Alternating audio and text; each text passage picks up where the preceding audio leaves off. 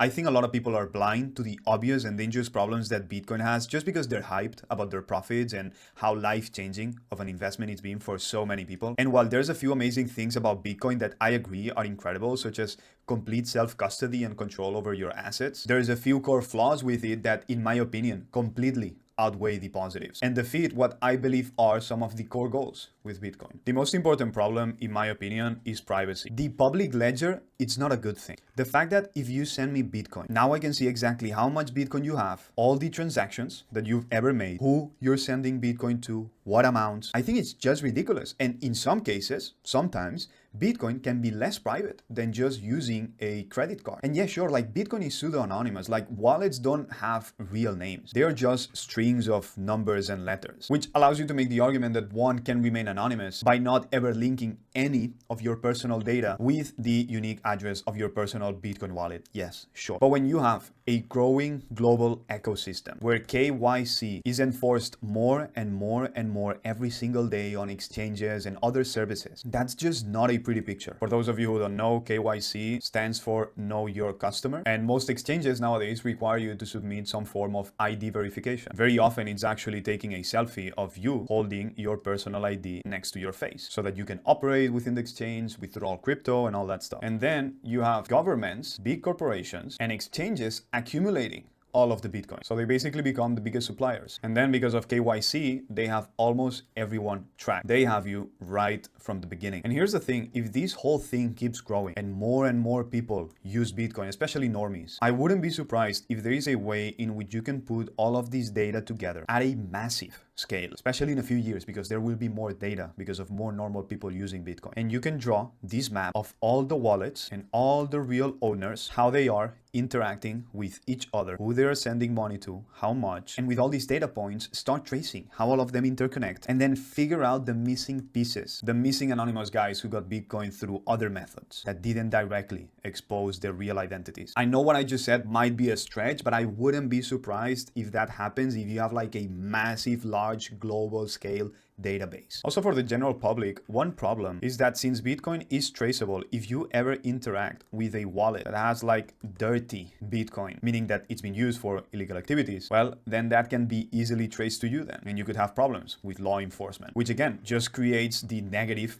incentive for you to just acquire Bitcoin through KYC platforms. And beyond the government side of things, like you could also just have personal security problems. If you transact with other people, but now they can easily see that you have a lot of Bitcoin, then you can easily become a target. But even with all of this, they're adding this freedom and privacy and security facade to Bitcoin. We don't have to go too deep into conspiracy theories now or whatever, but most of the things that governments have done in the past that didn't have good, pure intentions for its citizens were always, in the beginning, presented as something good, positive, and life-changing for all of us. Like in the same way that wars are to protect democracy and the safety of the country. And something else that shall not be named that happened a few years ago was to protect our health. And now Bitcoin is to make people free from the banking system. Yet, things like these are happening on a daily basis almost. I honestly sometimes wonder if CBDCs will not be a thing, which means central bank digital currencies, because what governments might do is to adopt Bitcoin instead, and maybe through a layer 2 solution or something along those lines, add like taxation, smart contracts or something. Now, for sure, some people might be able to sneak out of it, but just like nowadays people do with cash or offshore bank accounts. So in a way, we're just back to the same problems and the same scenario. So what is it actually fixing? Maybe in some aspects, it's a little bit better than what we had before, for sure. But this is not it yet. I think what we need to understand here is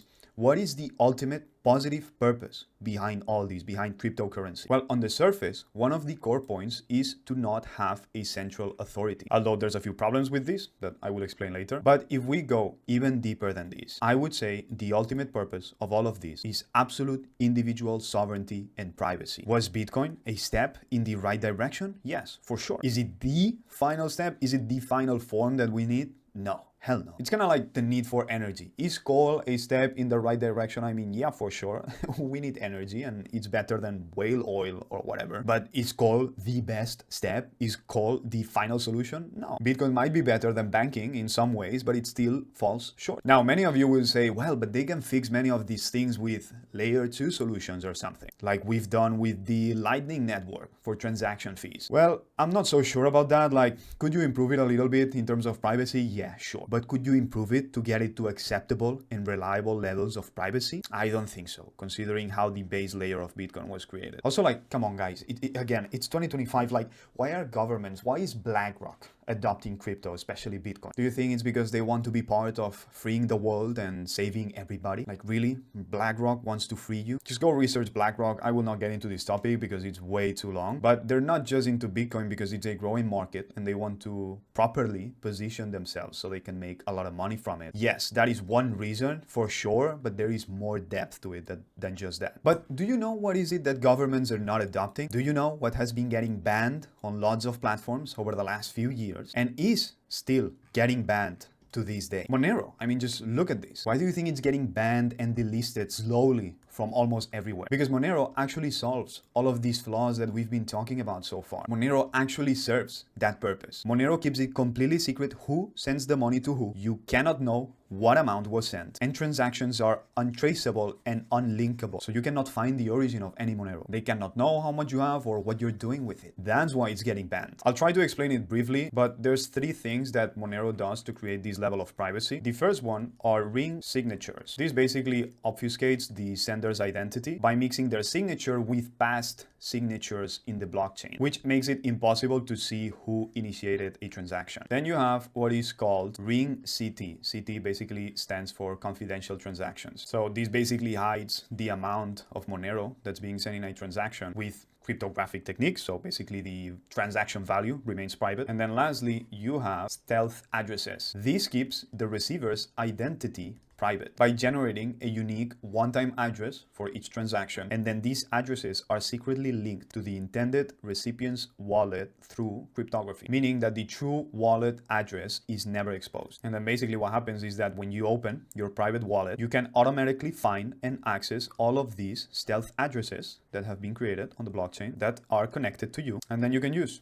the Monero that you received. And all of these things make it way more secure than Bitcoin. Even the Netherlands, along with the Europol, admitted that they cannot track Monero payments. And there's even some posts from Satoshi Nakamoto from back in the day where he was referencing some of these potentially privacy features that are basically these ones that I just described to you, that only ended up being implemented in Monero but not Bitcoin. So even Satoshi was having this conversation. He's referencing here basically what would be the same as ring confidential transactions, stealth addresses, and ring signatures. And you know, there's this point that John McAfee made that I think there's some validity to it. He said that usually criminals are among the first to adopt the best technology because they're among the ones who have the most incentives to always be right there on the edge of technology and progress. He gives the example of like cars and also phones, that criminals were among the first to adopt these technologies because it gave them a clear advantage. And all of a sudden, thanks to this, now they can do things that they were not able to do before, or they can do things but just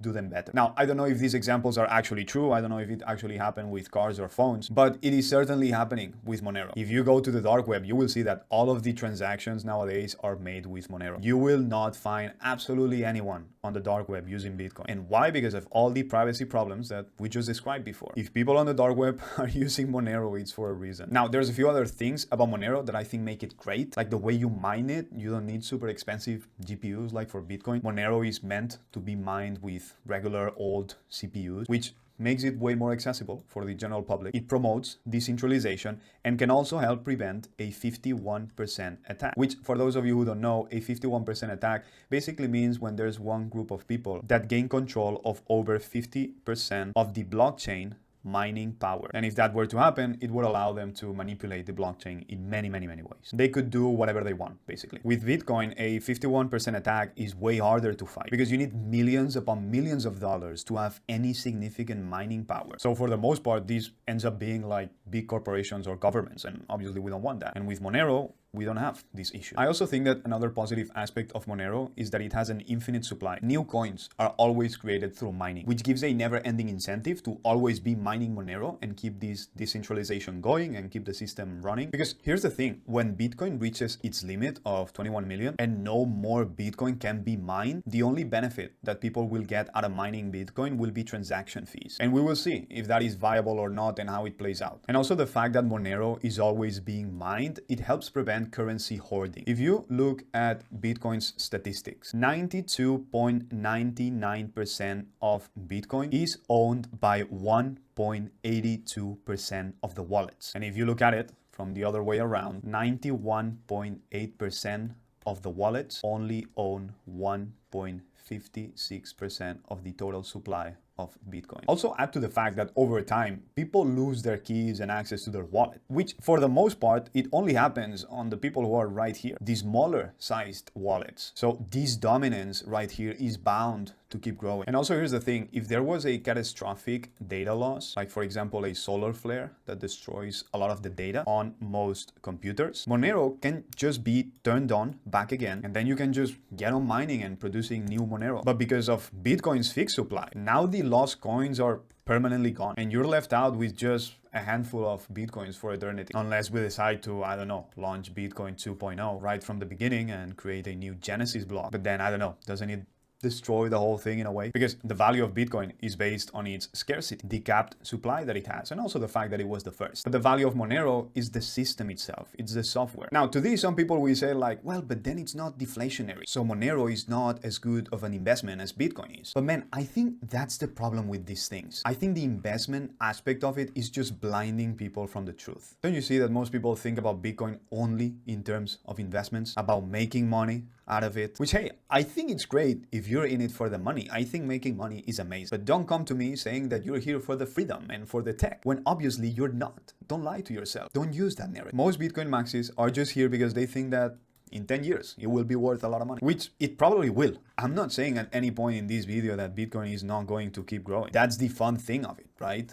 NGU, number go up. But I don't know, we'll see what happens. I think it basically comes down to who will win. Will it be the governments and the institutions, or will it be the individuals? And I think in the near future, I think it's more likely that the governments win. So sure, bet on Bitcoin. I have this tweet saved from Crash, who's a prominent figure in the crypto space, and I think this is so true. He says, so many people say they love Bitcoin so much, but if they truly did, they would love Monero. If you say you love Bitcoin, but you don't love Monero, you are blank. And look, one last thing. Let's say that I'm completely 100% wrong about Bitcoin, and it's completely upgradable, we can fix all of these issues, then amazing, let's do it. Let's focus on the core issue. Let's bring awareness to it. Let's have this conversation. Like, this is the problem. The problem with human nature is that we're always dividing everything in camps. It's like this race against that race, this political party against that political party, this country against that country, this Bitcoin against that Monero. But forget about all that. It's not a competition. It's about going right here in the middle, the root cause of the problem, and fixing it so we can make humanity better. But when we focus on teams, then we lose track of what is truly important. I'm not here to put Bitcoin maxis down or whatever. I'm making this video because I care about the complete privacy and freedom